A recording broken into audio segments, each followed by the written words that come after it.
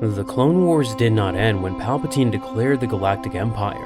They got worse. The first Clone Wars were already a nightmare. Umbara killed entire clone battalions under a Jedi traitor, Mandalore fell from the inside while the Republic looked the other way. On Geonosis, flame troopers cleared hive tunnels full of living beings. Biological weapons were tested and children were trained for combat. The galaxy watched 3 years of industrial-scale killing and called it governance. Then the war that followed was still darker, not because it had bigger battles or higher body counts, but because it removed every constraint that had kept the First War from being even worse. Every safeguard had been removed. No Jedi restrained the army, no Senate limited the mission, and no legal framework separated a soldier from a civilian. Surrender was not an option. The first Clone Wars existed because Palpatine needed a war big enough to break the Republic without anyone realizing he was the one breaking it. He controlled the Republic from the Chancellor's office and the Separatists through Count Dooku, making sure both sides fought hard enough that neither could look up and notice the Sith Lord above them. The plan required balance: 2 functioning armies, 2 governments, and 2 populations, each convinced the other side was the real threat. The first Clone Wars felt real because the casualties were real, the grief was real, and the anger was real. Only the purpose of the conflict was a lie, and the people fighting it never knew that until it was over. Because the First War needed both sides alive, it had structural limits. Palpatine could not let the Republic win too quickly, or his emergency powers would expire. He could not let the Separatists collapse, or his leverage over the Senate would disappear. So the war dragged on, and while it dragged, the galaxy's institutions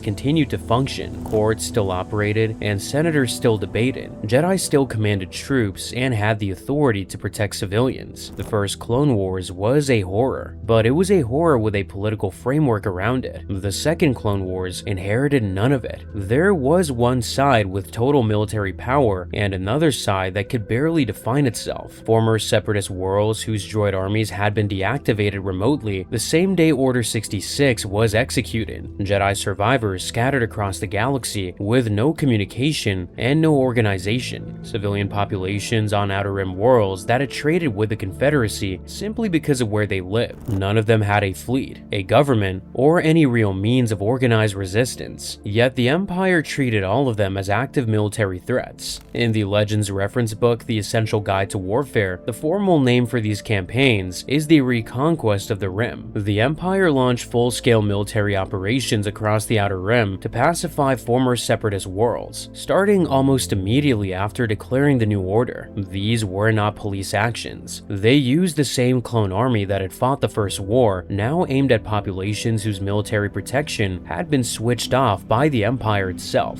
In the canon comic Darth Vader, Dark Lord of the Sith, Vader orders 50,000 troops sent to a single star system. His general delivers only 10,000 because Imperial forces are stretched across the entire galaxy. Months after the war officially ended, the military is running at full capacity on every front at once. What the Empire destroyed first was the possibility of surrender. During the Clone Wars, the Separatists were political enemies. They had diplomats, a head of state, and a seat at the galactic table. That did not make the war humane, but it gave the violence a structure. Categories existed: combatant, prisoner, and civilian. Those categories were broken constantly, but they were real enough that people could appeal to them. A Separatist world could negotiate terms. A captured officer could expect to be held, not executed. A civilian population could point to its legal status and demand, at least in theory, that the Republic military treated differently than an armed force. The war had a political shape, and that shape created limits. After Order 66, Palpatine collapsed every former enemy into one word: traitor. In Issue 1 of Darth Vader, Dark Lord of the Sith, the Emperor broadcast that the Jedi were behind Separatist plots and assassination attempts. A second broadcast calls their defeat the end of tyranny. Jedi generals who had served the Republic for decades, Separatist politicians who had opposed the war from the beginning, Clone Wars veterans who ended up under the wrong commanding officer when the regime changed overnight, farmers on Outer Rim worlds who had sold grain to the Confederacy because that was the only buyer within 100 parsecs. Every one of them is now a traitor, and traitors do not get to surrender. There is no court to hear their case, no treaty to protect them, no amnesty, and no process by which anyone in any of these categories can lay down a weapon and walk away alive. In Legends, Dash Jenner, a Jedi survivor in the Dark Times comic, lives inside this reality every day. The series describes him as a permanent outlaw in a galaxy under Imperial rule. He cannot appeal to a court. He cannot request amnesty. He cannot contact anyone in authority without being killed for it. His only options are hiding or dying, and the Empire extends that status to anyone who helps him. In the same comic, Imperial forces track down the crew of a civilian freighter called the Ahumali for the crime of having once sheltered Jenner. Their offense is not violence, but contact. Guilt by association is now official policy. The consequence is a war without an endpoint. As long as the Emperor defines the threat category broadly enough, there will always be another traitor to find, another world to pacify, another population to punish. The Second Clone Wars have no finish line, meaning that the emergency powers the Empire claimed when it replaced the Republic never have to expire. Surrender was not the only thing the Empire redefined. It also changed who counted as a target. During those Reconquest campaigns, the clearest example is New Plympto. In the Legends comic Dark Times, The Path to Nowhere, this Outer Rim world had sided with the Separatists during the Clone Wars. It was not a major military power. It was a small planet whose people had chosen the Confederacy because they believed the Republic no longer represented them. When Order 66 was executed and the droid armies were remotely deactivated, the Nosorians, the native species, did not stop fighting. Without their droid army, they were left to fight with whatever remained. They picked up blasters, farming tools, and whatever else they could find, because they understood that Imperial occupation would not bring them freedom, it would bring them subjugation. The clones crushed them, killing the remaining fighters and rounding up surviving civilians who were then separated from their families. In the comic, a Nosorian named Bomo Greenbark searches for his wife and daughter after the fighting ends. He does not find them in a prison camp or a holding facility. He discovers that they were sold into slavery by the regime that had arrived under the banner of restoring order. A family that had survived the Clone Wars was broken apart and sold because they lived on the wrong planet. But the Empire did not only punish its enemies. On Kashyyyk, it turned on its allies. The Wookiee home world had fought alongside the Republic for years. Jedi Master Yoda personally commanded the defense of Kashyyyk against a Separatist invasion. The Wookiees bled for the Republic's cause. After Order 66, the clones who had fought beside them turned their weapons on their allies. In the Legends novel Dark Lord: The Rise of Darth Vader, the Empire occupies Kashyyyk and begins enslaving the Wookiee population, an entire species that had been a Republic partner that had shed blood defending the same cause the clones were built to serve was reclassified as Imperial property within weeks of the war's end. Wookiees were shipped to labor camps and construction projects across the galaxy. Their home world was stripped for resources. Their loyalty to the Republic was repaid with chains. The consequence reached far beyond those specific worlds. Slavery, which the Republic had officially opposed for generations, became a tool of Imperial governance. The networks that Jedi like Ahsoka Tano had risked their lives to dismantle were absorbed into the Imperial economy within months. Populations that resisted were not just defeated, they were processed, sorted, and sold. The war was no longer about winning territory, it was about converting the losing side into raw material. Underneath both of these changes sat a deeper one. The Jedi were gone, and nothing replaced them. Jedi generals had served as a moral layer inside the clone army. They decided when to pull back, who counted as a non-combatant, and how much destruction a mission justified. They were not perfect, and many clones resented their authority, but they were the only part of the Republic military that had the standing and the willingness to say, this is too far. Without them, the army had no internal mechanism for restraint. It had obedience, discipline, and training. It did not have judgment. In Darth Vader, Dark Lord of the Sith, Issue 2, clone troopers stationed at a Jedi way station after Order 66 demonstrate what that absence looks like in practice. These soldiers survived over 100 missions. They fought across the galaxy for 3 years, and now they're stationed at a remote outpost, packing Jedi robes into shipping crates. One of them calls himself the best soldier in the galaxy. He means it as a complaint. Another clone pretends to swing a lightsaber, joking around, playing at being a Jedi to pass the time. His squad mate had no patience for it. The order was gone, and everyone who had worn those robes was either dead or running. 3 years of serving alongside Jedi commanders,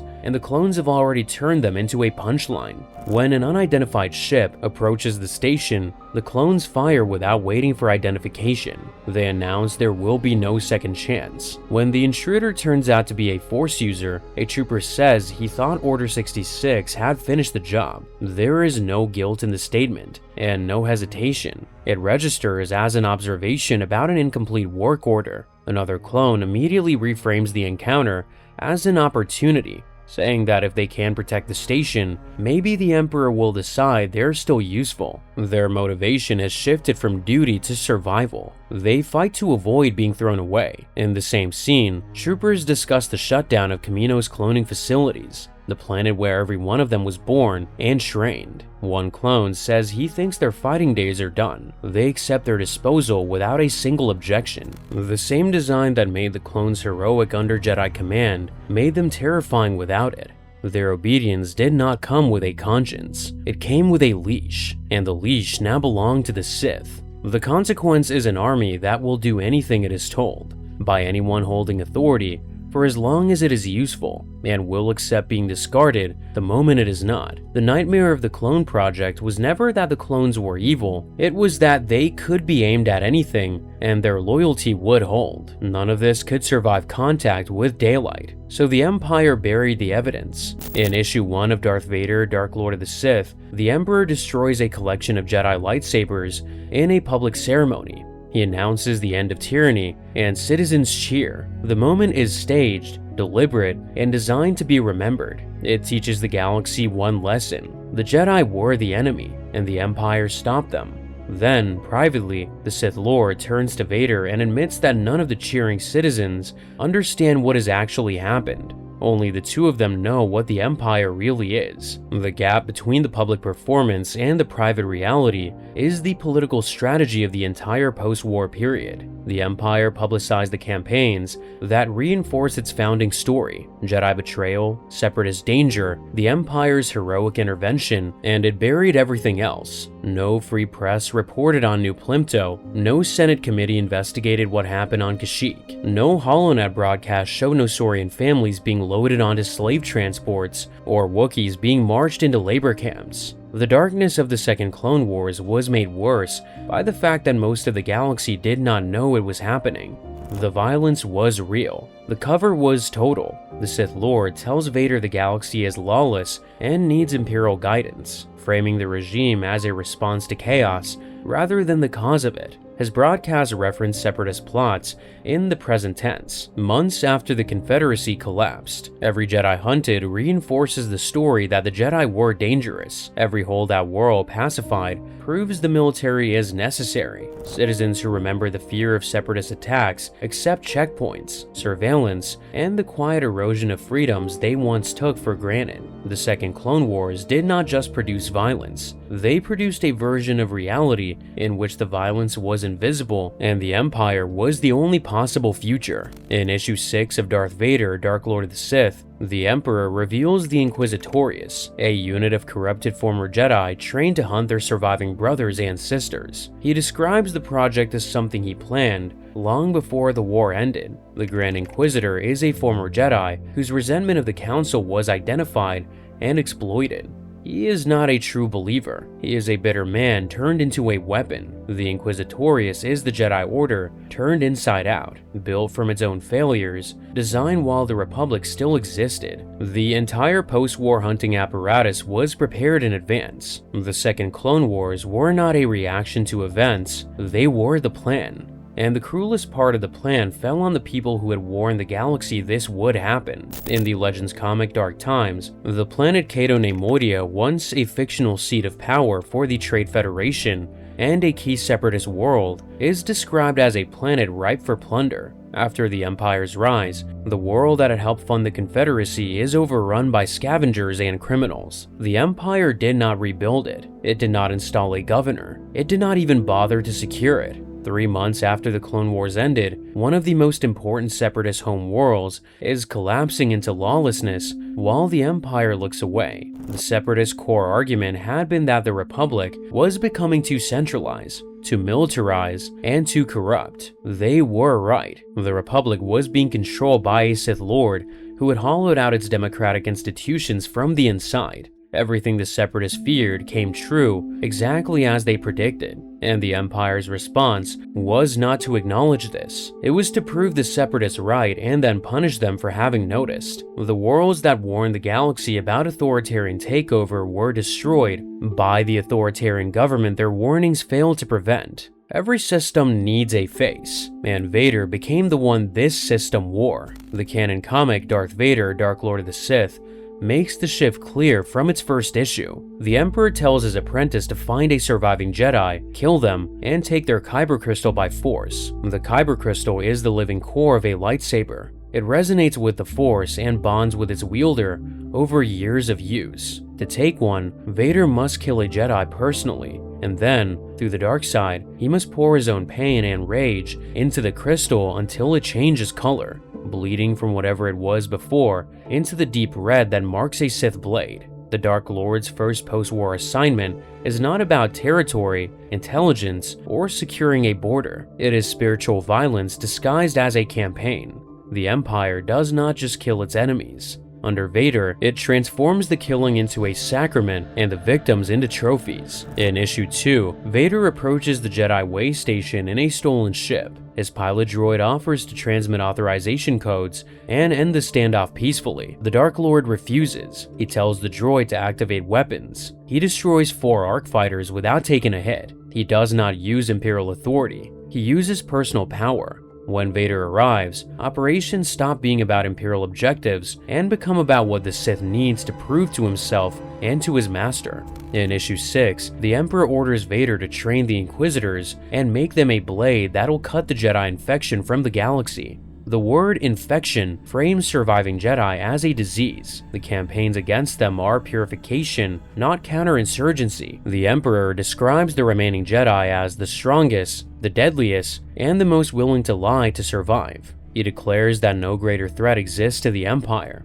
The mandate has no expiration. There is no threshold at which the Jedi will be declared eliminated enough for the hunting to stop. The war will continue for as long as the Emperor decides it is useful, and the Emperor has every reason to make sure it never ends. The consequence is a war with a Sith Lord on the front lines, visible, armored, and terrifying, turning every operation he touches into a lesson in fear. Officers who serve under the Dark Lord watch colleagues die for delivering bad news. Clone troopers learn that the chain of command no longer rewards competence or loyalty. It rewards obedience and punishes everything else. That fear radiates outward from every campaign Vader touches, teaching the entire Imperial military what the new rules of the war actually are. But even the Emperor, for all his foresight, could not control what that level of sustained violence would produce. Because cruelty on this scale does not just destroy people, it forces the survivors to choose who they are. In Legends, the Dark Times comic follows Dash Jenner through the months after Order 66.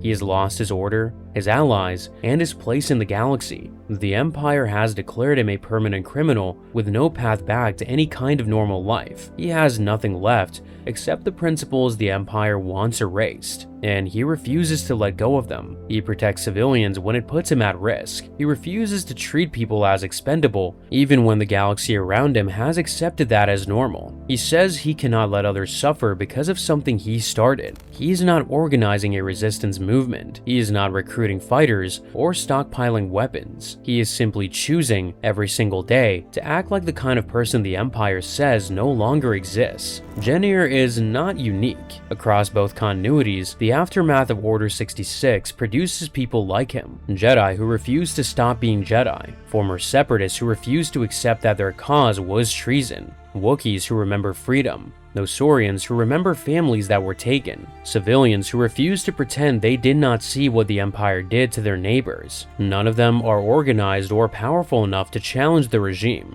but each one carries a memory of what the galaxy looked like before the Empire, and that memory is the one thing the regime cannot confiscate legislate, or destroy. What made all of this darker than the First War was not just the slavery, the purges, the occupations, or the Sith rituals. It was what all of it accomplished against the Empire's own interests. Every campaign, every enslaved population, every hunted Jedi, and every civilian punished for the crime of contact did something Palpatine never planned for. It taught survivors what the Empire actually was: not a government, not a rescue, and not a restored republic, but a machine built to turn victory into permanent occupation, memory into treason, and survival into obedience. The first Clone Wars created the Empire. The second Clone Wars revealed it, and by revealing it, the Empire handed its future enemies the one weapon it can never take back: the knowledge that resistance was not treason. It was the only moral choice the galaxy had left. Palpatine did not build any of this alone. What came before him is every bit as dark.